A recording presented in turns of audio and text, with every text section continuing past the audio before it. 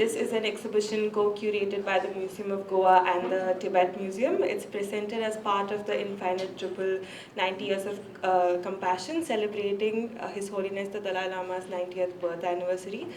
We are also extremely grateful to the Foundation for Universal Responsibility of His Holiness the Dalai Lama and the Vimson Shivanand Salgaonkar Group for supporting this exhibition. To begin the day today, I invite Mr. Karl Songchokpeng, Dr. Anita Dudani, and Director of Tibet Museum, Tenzin Solpen, to light the ceremonial lamp.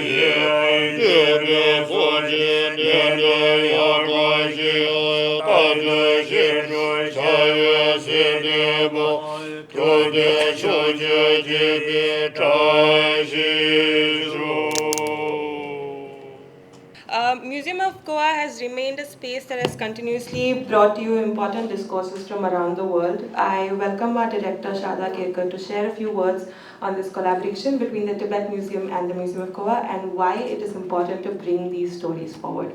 Good morning to one and all. Today we gather here in gratitude and joy to celebrate the 90th birthday celebrations of His Holiness the 14th Dalai Lama. For 9 decades, His Holiness has expressed and embodied compassion, wisdom, humility, and the commitment to peace. From Tibet to every corner of the world, his message has transcended borders and differences, reminding us that our shared humanity is greater than anything that divides us. The first privilege that I had of hearing His Holiness was about 15 years back at the Kala Academy in Panjim. And I remember that the questions from the audience were all focused on how to bring peace amidst the rising internal conflicts that India was facing during that time. The Pune bombing at the German bakery, the burning of Dalit homes in Mirchpur, Haryana, and the unrest in Manipur, among many others across the country. And his response was rooted not in blame, but in understanding our responsibility, not in anger, but in understanding. Today, as we witness the wars and bombings in Gaza, Iran, Israel, and just in the morning in parts of the UAE, his teachings on peace, on compassion, and forgiveness feel more urgent than ever before.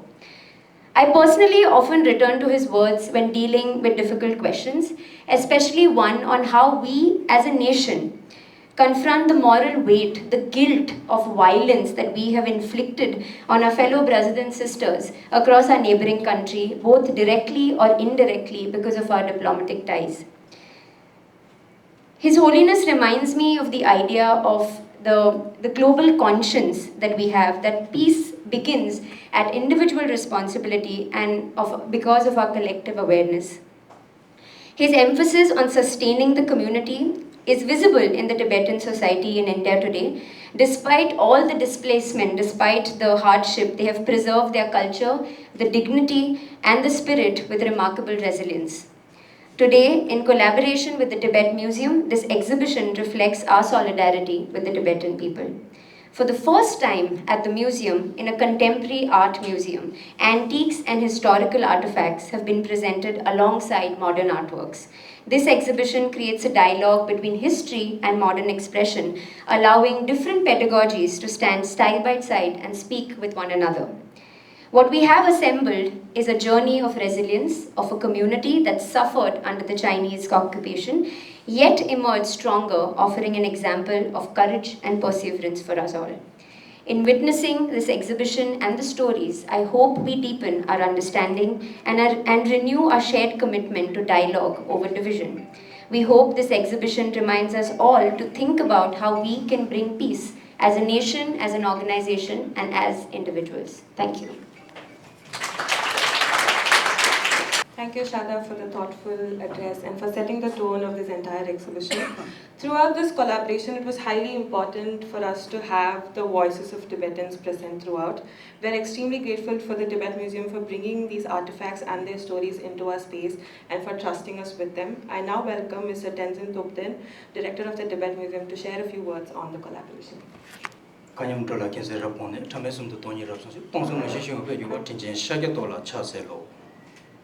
With salutation to Lord Buddha. Good morning, respected friends from Goa Museum, distinguished guests, dear brothers and sisters, Tashidelek. I stand before you not as a director of the Tibet Museum, but as a Tibetan refugee. And today, I would like to speak not in the language of policy and the politics, but in the language of memory. Our exhibition, Refugee, Resilience, Right, the Tibetan Story, is not simply about history. It is about human endurance. It is about what remains when everything else is taken away.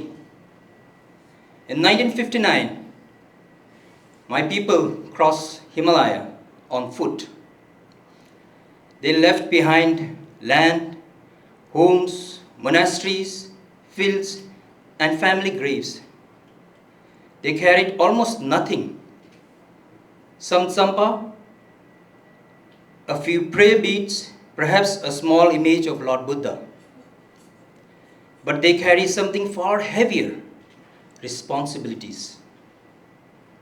When His Holiness the 14th Dalai Lama arrived in India, he did not arrive as a leader seeking the power. He arrived as a refugee seeking refuge. India, the ancient civilization, opened its arm. And in the foothills of Himalaya, in Dharamsala, a government in exile was formed, not to reclaim land through violence, but to preserve a civilization through compassion. As a refugee, we lost our country, but we did not lose our conscience. Being here in Goa feels meaningful. Goa is a land shaped by tides, by arrivals and departures. For centuries, it has known traders, colonizers, missionaries, migrants. It has known Portuguese rule, and it has known liberation. It has known what it means for identity to be challenged, and yet preserved through music, faith, language, and community. In many ways, Goa understands us. Like Goan culture, Tibetan culture survives through rhythm, through song, through rituals, through everyday practices. You hear it Goan Mando, and we hear it in Tibetan opera. You taste it in your coconuts and rice. We taste it in butter tea and tsampa. Culture is not preserved in museum alone. It lives in kitchen. It lives in festivals. It lives in children's laughter. That is the resilience. When we speak of refugee resilience, we are not romanticizing the suffering. Exile is not poetic. It is uncertain. It is bureaucrat. It is waiting in lines for documents. It is rebuilding from zero in unfamiliar condition. Tibetan who came in India were high-altitude nomads, suddenly living in a tropical heat. Farmers become sweater sailors on Indian road. Monks rebuild monasteries from muds and memories. And yet, within one generation, we established schools, settlements, monasteries, culture institute. We create Tibetan children village. We rebuilt great monasteries like Sakya Drepung Ganden in exile. We printed books in our own language. Why we did that? Because His Holiness taught us, losing our homeland should not mean losing our humanity. He often says, my religion is kindness. That simple sentence has guided us entire refugee for more than 6 decades. This exhibition that you see here, not only about victimhood, it is about agency. When you see Tibetan passport in 1940s, when you see currencies, stamps, and photographs of nomads, image of invasion, stories of escape, you are not just seeing artifact. You are seeing evidence that identity can survive in displacement. You are seeing a people who refuse to disappear. Refugee resilience is not loud. It is patience. It is a grandmother teaching her grandson Tibetan alphabet in small settlement in Karnataka, Balakopi. It is a young Tibetan in Delhi speaking Hindi, English, and Tibetan, navigating 3 worlds at once. It is monk debating philosophy in monasteries rebuilt from scratch in South India. Resilience is a culture continuity without territory. But resilience alone is not enough. The theme also speaks about rights. To be a refugee is not only to survive, it is also to assert dignity. The right to language, the right to religion, the right to memory, the right to return, the right to tell one's story. Museum plays a powerful role. Museum is not a storage room, it is a moral space. It asks who has the right to narrate story? Who has the right to be visible? At the Tibet Museum, we believe memory is the form of resilience. When facts are distorted, artifacts speaks. When narratives are silenced, photographs testify. When a culture is commodified, lived object restored context. And today, in collaboration with Museum of Goa, we bring this testimony to you, not to accuse, but to share. Not to divide, but to connect. There is something deeply spiritual about this collaboration. Goa carries centuries of layered faith tradition. Temples, churches, mosques standing within kilometers of each other. Tibetan too is a civilization rooted in spirituality. But His Holiness has transformed that spirituality into something universal. Secular ethics, compassion, beyond religion, dialogue instead of conflict. Even in exile, He did not teach us hatred. He taught us responsibility. He could have called for revenge. Instead, He called for non-violence. He could have asked the world to choose sides. Instead, He asked the world to choose compassion. That moral clarity is perhaps Tibet's greatest gift to the world. As a refugee, I often reflect on one question: what is home? Is it a territory? Is it a passport? Is it a memory? For the Tibetan, home is something portable. It exists in prayer flags that's tied in Ladakh, in Tibetan school assembly in Balakopi, in the small momo shop in Majnugatila, Delhi, in a child in Switzerland learning Tibetan on a weekend. Home is where dignity survives. And today, for a moment, Goa become our home. When we walk through this exhibition, I invite you not just to observe, but to listen. Listen to the silence between the photographs. Listen to the footstep crossing the Himalayas. Listen to the rebuilding of monasteries brick by brick. Listen to the quiet strength of community that choose compassion over bitterness. The Tibetan story is not only ours. In the world where displacement is increasing, where identity are threatened, where refugees are politicized, Our story asks a simple question: can suffering produce wisdom instead of hatred? His Holiness believed it can.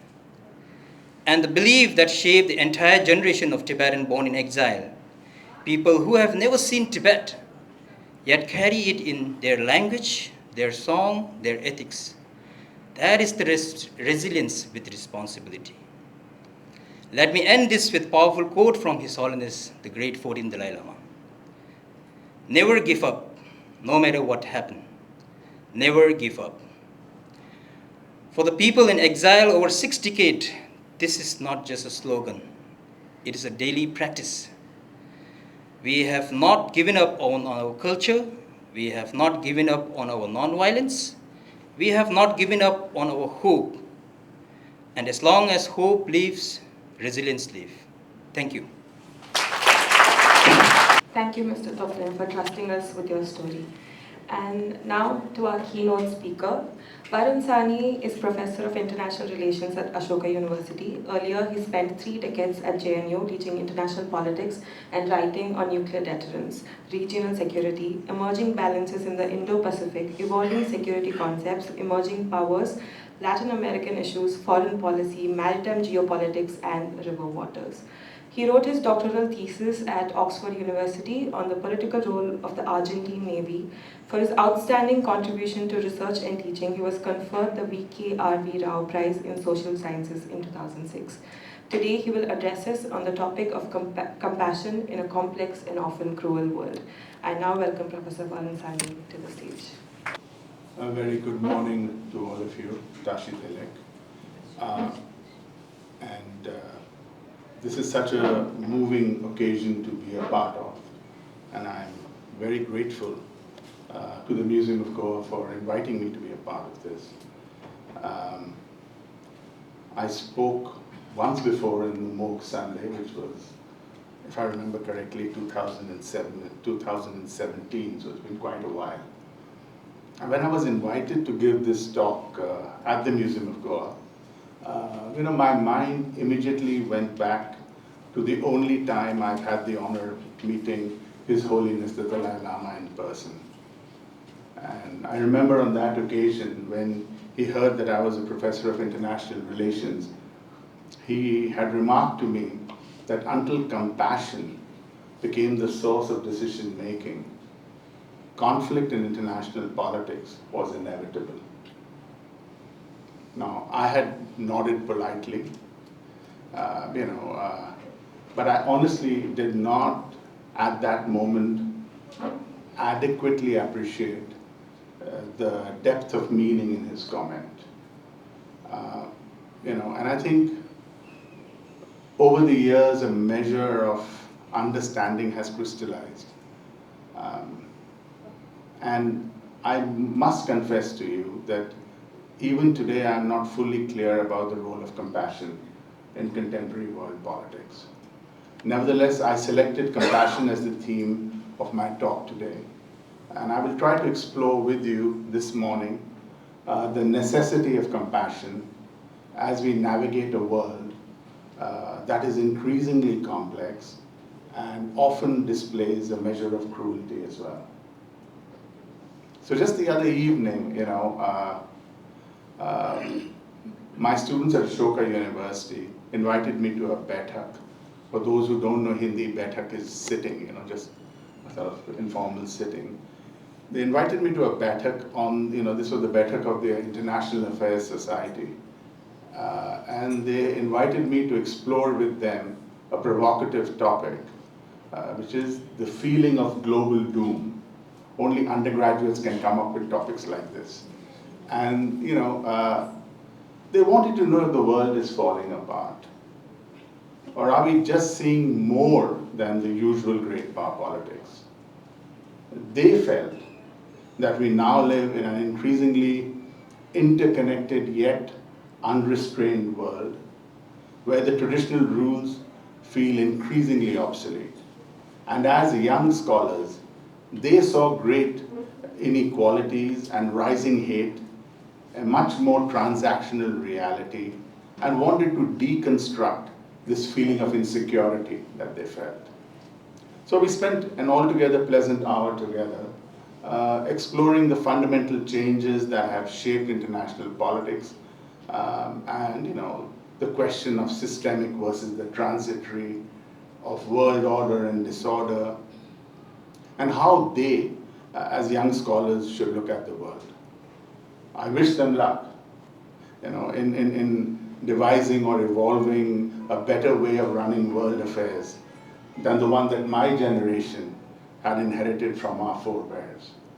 I also suggested to them that if they were to have even a modicum of success in this quixotic endeavor, they would have to find a way to foreground compassion and understand the lack of compassion into their understanding of the world. So I'm going to spend the bulk of what I'm going to be sharing with you right now to actually try to break down and try to understand, perhaps deconstruct, to use a fancy social science term, the complexity of the world today, and see if we can get a better handle on it. Now, contemporary challenges in global politics can arise from a wide variety of sources. The most important of these is hegemony, or the acute concentration of power, and the emergence of new power centers that seek to contest hegemony.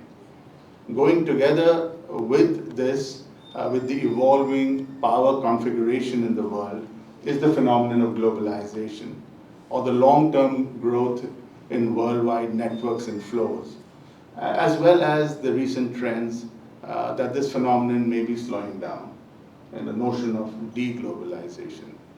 We are also living in a period where there is a fundamental global power shift. The global center of gravity is shifting, has shifted to some extent, from the Euro-Atlantic space to the Indo-Pacific region. And to these changes, we can add the emergence of new technologies, the political processes of disintegration and integration, cultural extremism, environmental breakdown, new social actors, and now, a new type of political leader. So there's a new type of political leader that has emerged, and it's not just in one country. And these are political leaders who do not face many domestic challenges and are very assertive when it comes to the external space.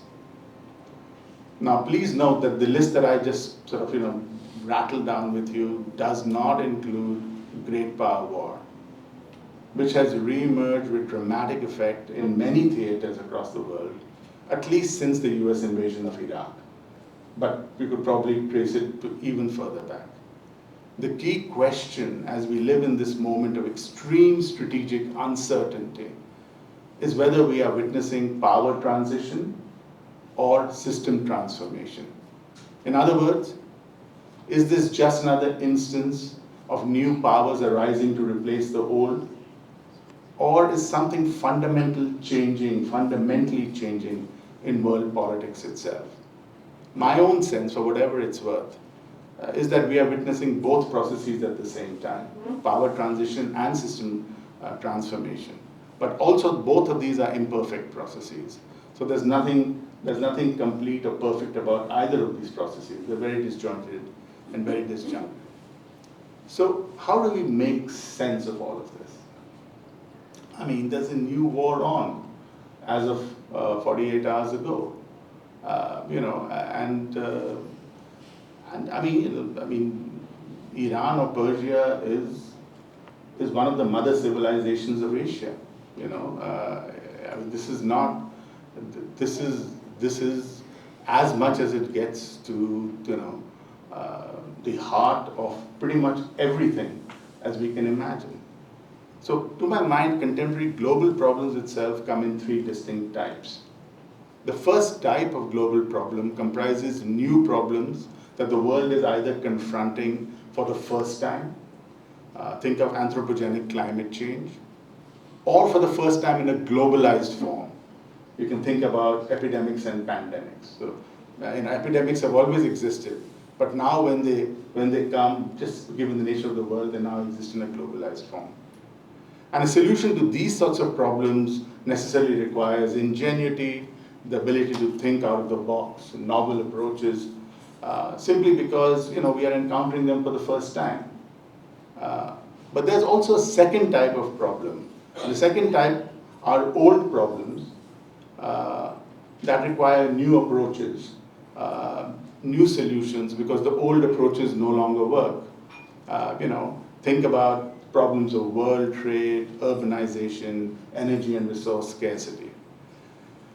Now, in these cases, we really have to find new solutions, but the problems themselves are not new, they've existed. But I think there's a third type of problem as well that should sort of bother us. And this third type consists of old problems with old solutions but new actors. And this includes kind of a range of issues. Usually these are traditional security issues. I don't want to go into that list because it's a long list. It's a list that's existed in some cases from literally the dawn of sort of human history. But these are sort of the problems that are now being impacted by the ongoing hegemonic decline and power transition. So, this is one way in which we can sort of try to understand this complexity, which is break this down into different types of problems. Another way to look at it is to sort of ask, what are the kind of levels at which we can understand these problems? So if you look at it at the level of the international system, now let's understand, for the last 400 years, we may like it, we may loathe it, we live in a system of sovereign territorial states. That's the template.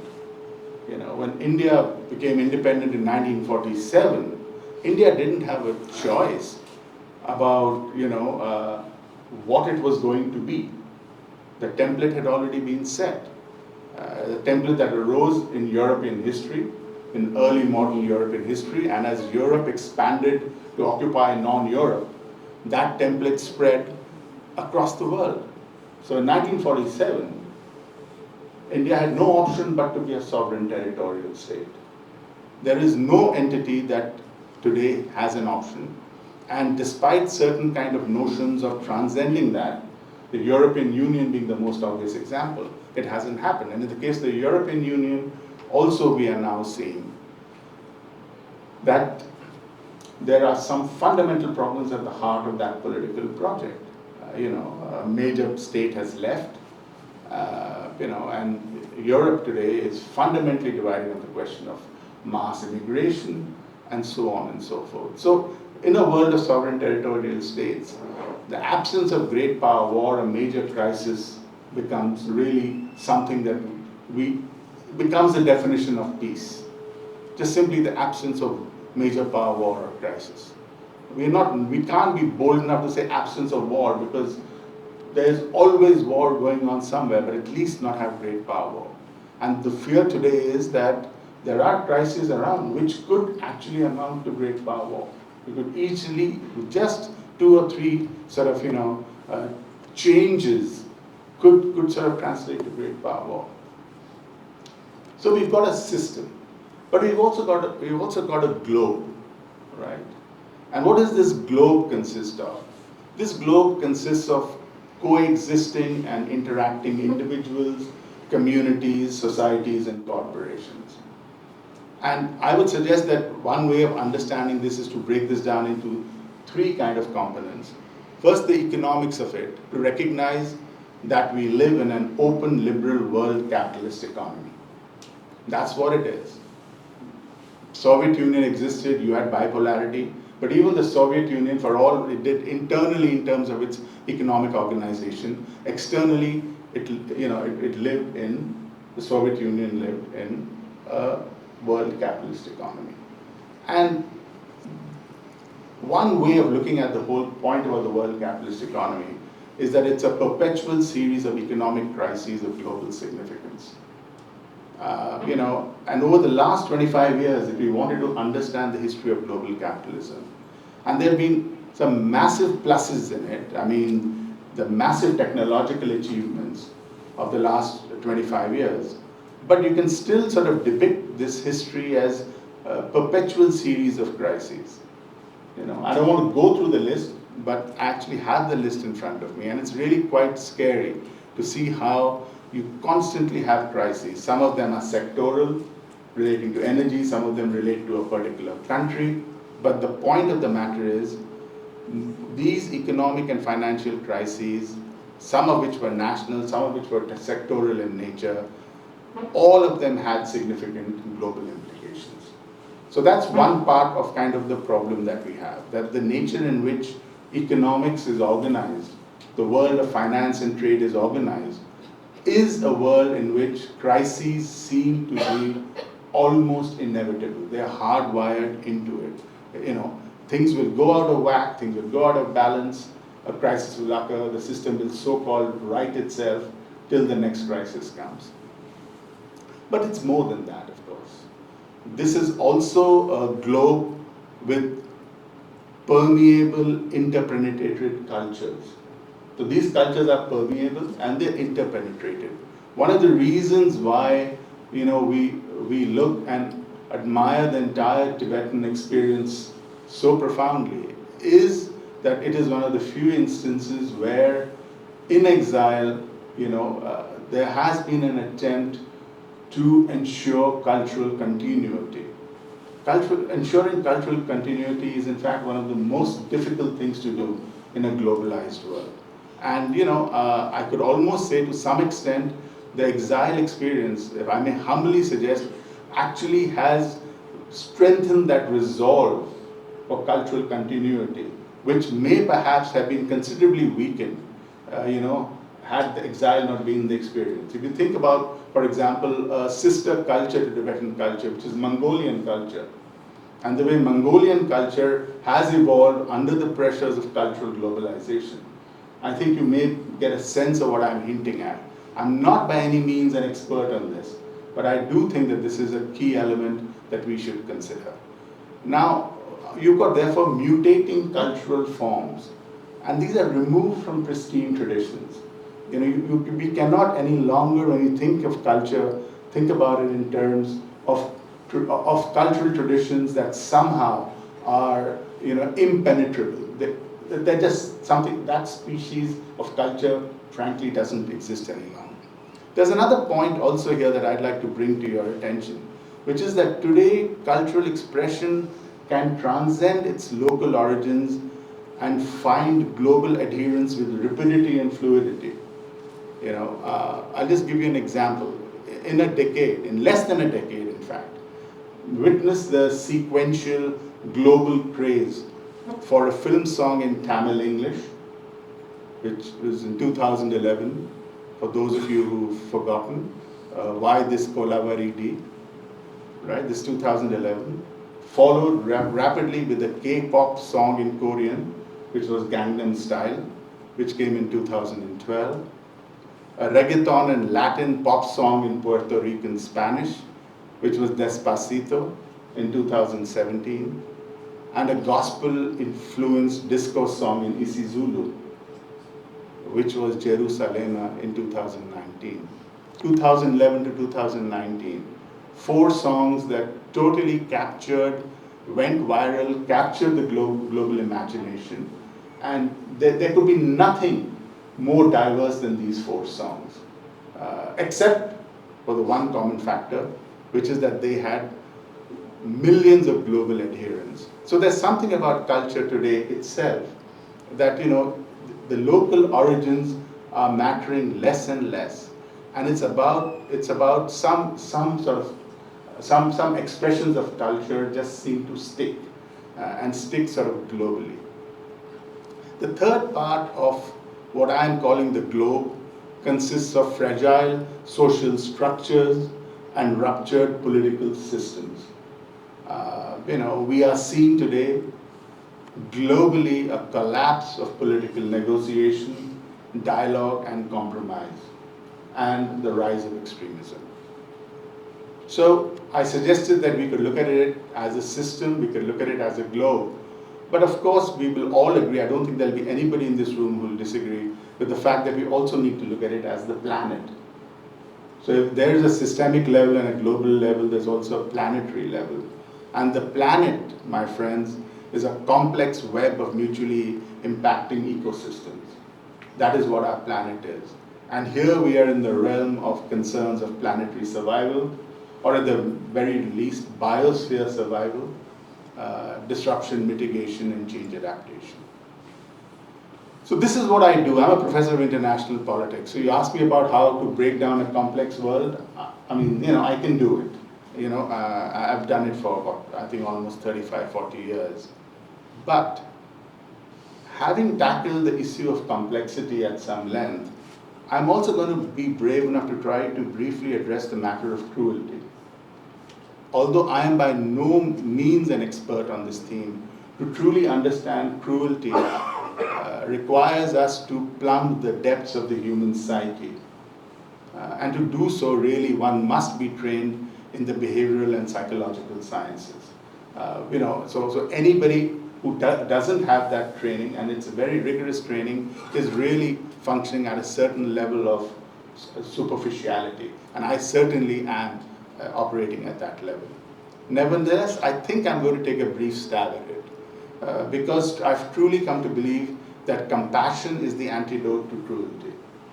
And so, if you really are serious about compassion, we need to try to understand cruelty. If the world often feels cruel today, it's perhaps because the modern media that we have often amplify negative events, thereby making the world appear nastier than it actually is. Do keep that in mind. Today, any bit of nastiness anywhere on our planet comes to us in real time. And we are bombarded with nastiness. And it can give us a feeling that the world is in fact much crueler than it is.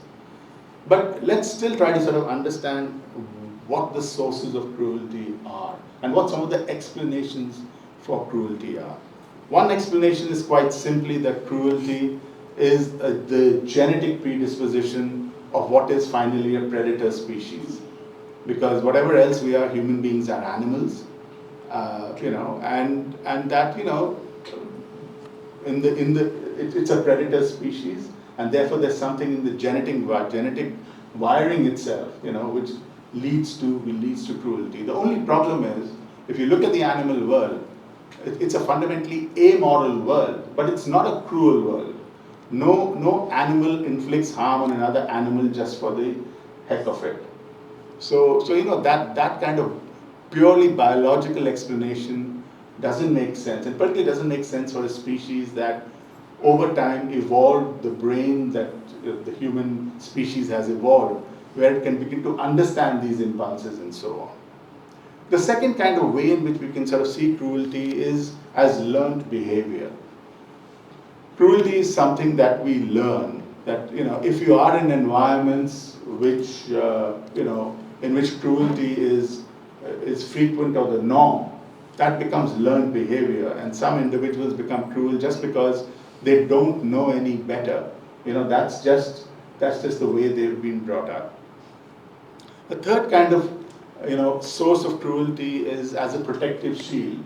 In circumstances where there is a great deal of scarcity, there's a real desire to protect what you have and to garner what you do not have. And cruelty is often a kind of way of sort of, becomes a part of the way in which you in effect are protecting yourself in a world you see as being cruel. A fourth kind of source of cruelty is as an instrument of control. Here cruelty is instrumental. Cruelty is used to suppress others, you do it through a process of dehumanization, you do it through a process of objectification, treat other human beings as if they are no different from furniture, you can move them around wherever you want, and cruelty becomes an instrument of control. And finally, sad though it is, we must recognize that cruelty can also be a source of sadistic pleasure, and that there are human beings who are, psychopaths, and for whom cruelty is in fact a source of pleasure itself. Now, my own sense is that except when cruelty arises out of instrumental reasons or sadistic impulses, it can be confronted and subdued by enlarging our sphere of empathy. Empathy is about understanding and feeling what others feel from their perspective. Putting myself in the other's shoes, so to speak. So when you think about it in terms of empathy, one can feel empathy for other human beings. One can feel empathy for non-human sentient beings. His Holiness the Dalai Lama has written a lot about this. One can feel empathy for all life forms. In other words, even non-sentient life forms, like the vegetation and so on. But one can even feel, I would suggest, empathy for the inanimate world. So, you can come to value a mountain formation or a river, also for its own sake. So, this is really about an exercise, a conscious exercise, an exercise that can be learned, to enlarge our sphere of empathy. However, compassion goes beyond empathy. Let's remember this. Compassion goes beyond empathy, although it is based in empathy. Compassion involves not only feeling what the other feels, but also desire to help and take action for someone in need. Compassion, I like to tell my students, is empathy in an active voice. So it's not just empathy, but it's empathy and understanding of another's perspective and then seeking to do something about it.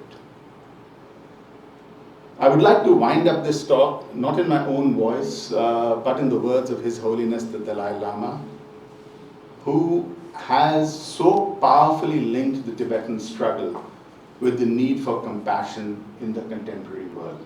So if you'll allow me, I'm going to read from one of his, in fact, his most recent publication. And give me a moment. I thought I had marked it. Yes, I have. So His Holiness writes, the protection of Tibet is also about the survival and flourishing of a culture that is rooted in compassion and has the potential to be of benefit to humanity. The Tibetan tradition represents today the only surviving custodian of the full spectrum of the rich heritage of the great Nalanda school of Indian Buddhism, from philosophy to logic and linguistics, and from psychology to diverse spiritual practices. At the heart of our tradition is the emphasis on the principle of interdependence of all things, and also the understanding that compassion, grounded in the recognition of shared humanity, forms the basis of an ethical way of life leading to happiness for all. As our world becomes more interconnected, all human beings need to learn to rise above narrow self-interest for the sake of each other and for the sake of our fragile planet. In more than 5 decades of traveling around the world, a key message I have shared from my culture is the importance of embracing the more compassionate parts of human nature, and how doing so will enable us to promote peace and happiness both at the individual as well as the societal levels. One of my deeply held convictions is that if each one of us could embrace what I call the oneness of humanity, a visceral sense of our shared human condition that acknowledges the simple fact that just like me, everyone else wishes to be happy and does not want suffering, our world would be a better and kinder place for all. As social creatures, each one of us came from a mother's womb and survived thanks to someone else's care, especially our parents, in our most vulnerable period of infancy. This total dependence on another's care and the inborn appreciation of others care that comes with it are what have imprinted in us the natural capacity to care for others, even for strangers. I sometimes describe this as the human quality of warm-heartedness. This is our basic nature. I truly believe that even as the world becomes ever more complex, any solutions we bring to address our challenges, both at the individual as well as at the societal levels, must take into account this basic nature of who we are. I deeply believe that Tibetan knowledge and our culture of compassion have the potential to offer a rich resource to promote inner peace and happiness for all. So the survival of Tibet and the Tibetan people is in the larger interest of humanity itself. I think that is what connects. That is the connecting thread. And I think this is something that we can all, think about, meditate on. And you can't say things more simply and more powerfully than this. Thank you very much. Tashi Vivek.